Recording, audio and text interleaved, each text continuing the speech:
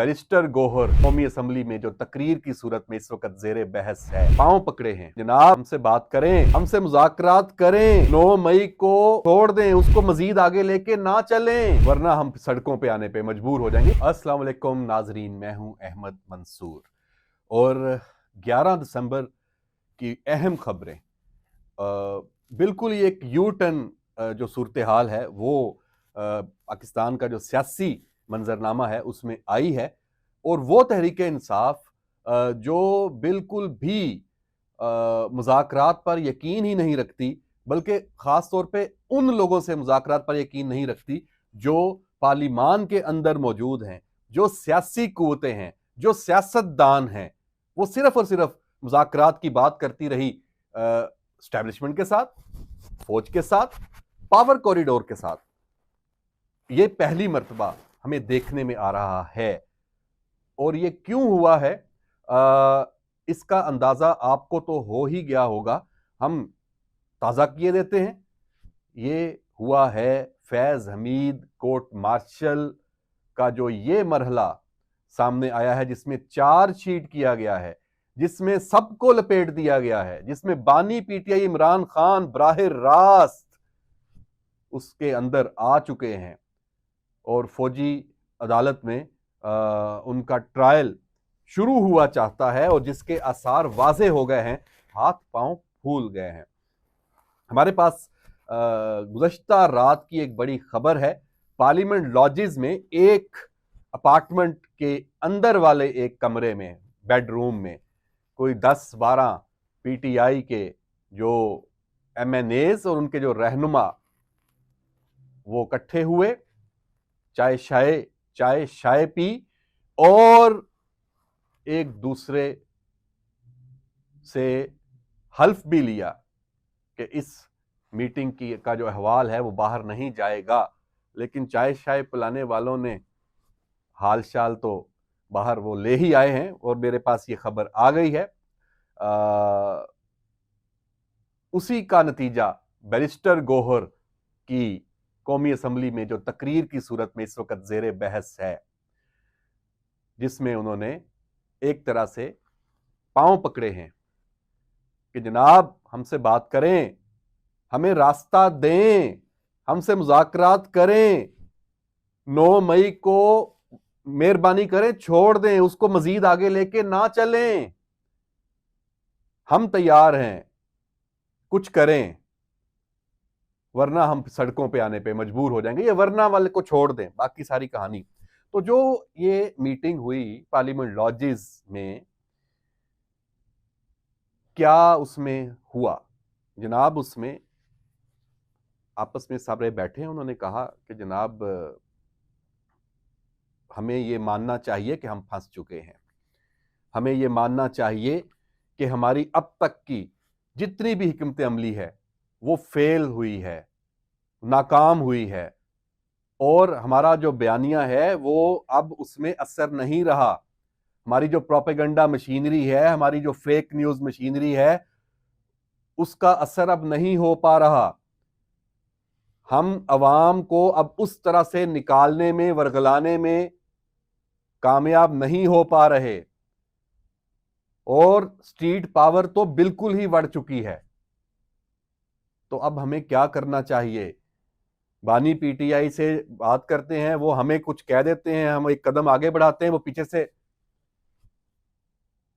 हमारे पांव तले से चादर खींच लेते हैं, हम कहीं के नहीं रहते। तो हम क्या करें? अभी भी कमेटी बना दी है उमर अयूब की सरबराही में कि मुज़ाकरात करें, लेकिन हमें पता है कि जब हम ये बातचीत करेंगे, कोई किसी नहज पर मामले को पहुंचाएंगे तो पीछे से फिर यू टर्न ले लिया जाएगा और हम कहीं के नहीं रहेंगे। तो क्या करें? तो तय ये पाया कि अब हम वही करेंगे जो हमें पहले कर लेना चाहिए था। हम सियासत करेंगे, पार्लियामान के अंदर रह के करेंगे और कोशिश करेंगे कि बानी पीटीआई और बुशरा बीबी और किसी हद तक अली अमीन गंडापुर और बाकी जो इस लाइन के लीडर्स हैं उनको भी लाइन पे लेके आए। अच्छा, कुछ वहां एक रहनुमा ने ये बताया कि मैंने ये सारी पिक्चर बानी पीटीआई के सामने रखी है और जो हम ये बातें कर रहे हैं अडियाला में बानी पीटीआई भी यही कुछ सोच रहे हैं, वो भी इसी जगह इसी नतीजे पर पहुंच चुके हैं, वो भी परेशान हैं, वो घबरा चुके हैं। तो इसलिए ये इस मरहले में हमें ये करना है। अब नाजरीन, ये तो एक सीन हो गया, तो क्या इस पे ऐसे उनके इस मौकफ पे या इस जो नई कोशिश है खुशाइन, जाहिर सी बात है हुकूमत क्यों इनकार करेगी मुज़ाकरात से। हुकूमत तो अपनी बातें सामने रखेगी कि जी जो कानून के मुताबिक केसेस हैं उनका फैसला हो, आप एहतजाज करें, आप सियासत करें, तोड़ फोड़ ना करें, इंतशार ना फैलाएं, जो हुकूमत ने बातें करनी होती है वो तो वही बातें करेगी, जो सिस्टम है वो चलने दें। तो फेस सेविंग एक इशू है, वो कहेंगे हम फेस सेविंग किस बुनियाद पे दें आपको। तो बहरहाल एक जो तबका बड़ा सख्त हुकूमत के अंदर मौजूद है और आप इसको स्टैब्लिशमेंट के अंदर भी कह लें, वो शायद इस पे अब राजी ना हो। हाँ, कोई दीवार से लगाने वाली तो कोई बात नहीं है, रास्ता देना कोई मुश्किल नहीं है। और यहाँ एक कॉन्फिडेंस बिल्डिंग मैयर भी हुआ है। जब ये राब्ते हुए हैं इब्तदाई, अभी ज़ाहिर तो इन्होंने नहीं कहा कि कमेटी और आपस में मुलाकातें और सारी, जो इब्तदाई राब्ते हुए हैं उसमें हुकूमत की साइड से ये कहा गया कि आप लोग ओपनली ये मांगे पार्लिमान के अंदर कि हम ये मुज़ाकरात चाहते हैं, हमें रास्ता दिया जाए। तो ये जो बैरिस्टर गौहर की तकरीर है ये खुद से नहीं है, ये करवाई गई है और ये हुकूमत की डिमांड पे ये हुआ है। गो जो हुकूमत ने डिमांड की थी उससे कुछ कम अल्फाज में उन्होंने ये बात की है। हुकूमत चाहती है कि खुल के तस्लीम करें कि हमसे गलती हुई है, ताकि हम फिर बैठें तो कोई आगे जाने का कोई रास्ता निकले। भाई आप 9 मई को तो एक तरफ कह रहे हैं कि भूल जाएं, ठीक है, लेकिन आप दूसरी जानिब 26 नवंबर पे अपना वही सारा जो बयानिया और लाशों की सियासत उसको आप कंटिन्यू रखे हुए हैं। ये तो दो अमली है ना, ये असल रुकावट है जो ये पीटीआई की सियासत इस तरह की है। सियासत कहां है, ये चालबाजी है, इसको कबूल नहीं किया जा रहा किसी भी स्टेज पे, किसी भी जगह पे। आप बाहर आपके जो लोग बैठे हुए हैं वो उसी तरह बयानिया झूठ का, प्रोपेगंडे का, इंतशार का, फसाद का, इदारों को खासतौर पे फौज को और अवाम को लड़वाने की जो साजिश है वो तो उसको आगे बढ़ाते जा रहे हैं। आप पहले उनको तो रोके ना, या फिर डिसऑन करें। सबसे पहले आप जवाब दें कि ये जो अनासर हैं हम इसको डिसऑन करते हैं इनको, और इनके खिलाफ हम जाएंगे आलमी सतह पे। आपका गंद है ना पीटीआई वालों, तो आप साफ करो।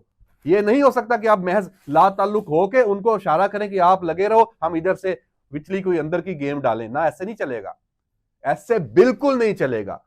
आपको मुज़ाकरात करने हैं, सो बिस्मिल्लाह करें, होने चाहिए सियासी मुज़ाकरात, बिल्कुल होने चाहिए, सियासतदानों से होने चाहिए, पार्लिमान के अंदर होने चाहिए, करें, रास्ता निकालें, रास्ता लें, लेकिन मुनाफकत नहीं चलेगी, मुनाफकत नहीं चलेगी। आपने जो ये पॉलिसी बनाई हुई है, जो आप फौज को टारगेट कर रहे हैं, पाकिस्तान के जो रियासती अदारों को और अवाम को आपस में टकराने के लिए साजिश कर रहे हैं, इससे आपको एलानिया पीछे हटना पड़ेगा। और जो लोग इसमें मुलव्वस हैं उनको आपको कानून के हवाले करना होगा और कानून के रास्ते पे आपको चलना होगा। जो कानून रास्ता ले उनके हवाले से वो आप करें। और ये मैं एक तो खुद मेरी अपनी राय तो है ही, लेकिन इसमें खबर भी है और इसमें ये राय हुकूमती हलकों की भी है, ये राय उन हलकों की भी है जो आप समझते हैं और पीटीआई भी समझती है। तो जनाब ये सूरत हाल इस वक्त जन्म ले चुकी है, डेवलपमेंट ये है, ये होगी आने वाले दिनों में।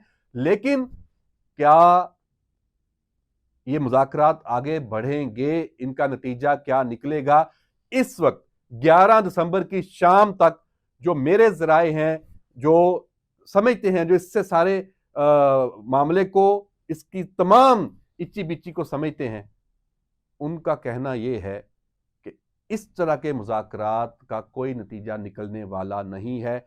बानी पीटीआई इमरान खान को रिलीफ मिलने वाला नहीं है। फैज़ हमीद को रिलीफ मिलने वाला नहीं है। और जो ये फैज़ हमीद कोर्ट मार्शल में जो तहकीकात और तफ्तीश आगे जा रही है, उसमें बानी पीटीआई जिस तरह से घेरे में आ चुके हैं, उससे भी फिलहाल इस वक्त तक निकलने का उनका कोई इम्कान नहीं है। हाँ, रिलीफ मिलेगा। पीटीआई को एक सियासी जमात के तौर पे पार्लिमान के अंदर किरदार अदा करने का रिलीफ मिल सकता है। वो रिलीफ ही रिलीफ है, उससे कोई इनकारी नहीं है और ना कोई इनकार करेगा। पीटीआई के अंदर जो सियासी चेहरे हैं उनको बाख्तियार होने का रिलीफ मिल सकता है कि आप जाके अपने बानी से इख्तियार ले आएं और अपना इख्तियार इस्तेमाल करें, कोई इशू ही नहीं है। तो जनाब, पार्लिमान के अंदर पीटीआई का जो किरदार है वो मौजूद है और वो ही एक आगे जाने का रास्ता है। देखते हैं इस सारे मुज़ाकराती अमल जो ये शुरू हो चुका है, इसका क्या नतीजा निकलता है। इस वक्त तक जैसे मैंने आपको बताया कि 11 दिसंबर की शाम तक अभी इससे कोई बड़ी तवक्को कोई वाबस्ता ना की जाए। अभी तो लंबा लेटने का इनका टाइम शुरू हुआ है। इनको अब अपना वो जो कहते हैं ना कि दांतों से खोलनी पड़ेंगी ये गिरहें जो लगाई हैं, और ये पीटीआई को भी बहुत कुछ करना पड़ेगा अपना तशख़्ख़ुस वापस लेने के लिए जो एक सियासी जमात का है और जिससे वो एक इंतशारी और फसादी जमात की तरफ वो जा चुके हैं। तो इसके हवाले से जुड़े रहें और इस हवाले से जो भी और नई अपडेट्स आएंगी आपको उससे अगले वीलॉग में आगाह करेंगे। इजाज़त दीजिए, अल्लाह हाफिज़।